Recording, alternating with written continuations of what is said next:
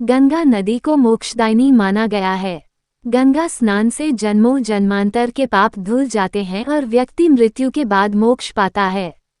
हर साल वैशाख महीने के शुक्ल पक्ष की सप्तमी तिथि को गंगा सप्तमी के रूप में मनाया जाता है। इस साल गंगा सप्तमी 14 मई 2024 रविवार को है। गंगा सप्तमी का दिन देवी गंगा को समर्पित है। इस दिन को गंगा पूजन तथा गंगा जयंती के रूप में भी जाना जाता है। वैसे तो गंगा स्नान सदा ही पुण्य फल देता है, लेकिन साल में 2 बार गंगा दशहरा और गंगा सप्तमी पर गंगा स्नान करने से अमोघ फल मिलता है। जाने गंगा सप्तमी की कथा। इस दिन क्या हुआ था?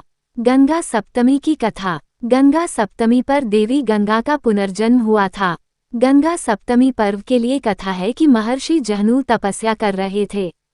तब गंगा नदी के पानी की आवाज से उनका ध्यान भटक रहा था, इसलिए उन्होंने क्रोध में अपने तपोबल से गंगा को पी लिया, लेकिन बाद में देवताओं के कहने पर उन्होंने अपने दाएं कान से गंगा को बाहर निकाला था।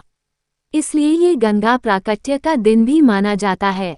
शिव की जटाओं में कब पहुंची गंगा? हिंदू धर्म ग्रंथों के अनुसार देवी गंगा का प्रवाह इतना तीव्र और शक्तिशाली था कि उसके कारण समूची पृथ्वी का संतुलन बिगड़ सकता था। यही वजह है कि देवी गंगा के वेग को नियंत्रित करने के लिए शिव जी ने उन्हें अपनी जटाओं में स्थान दिया।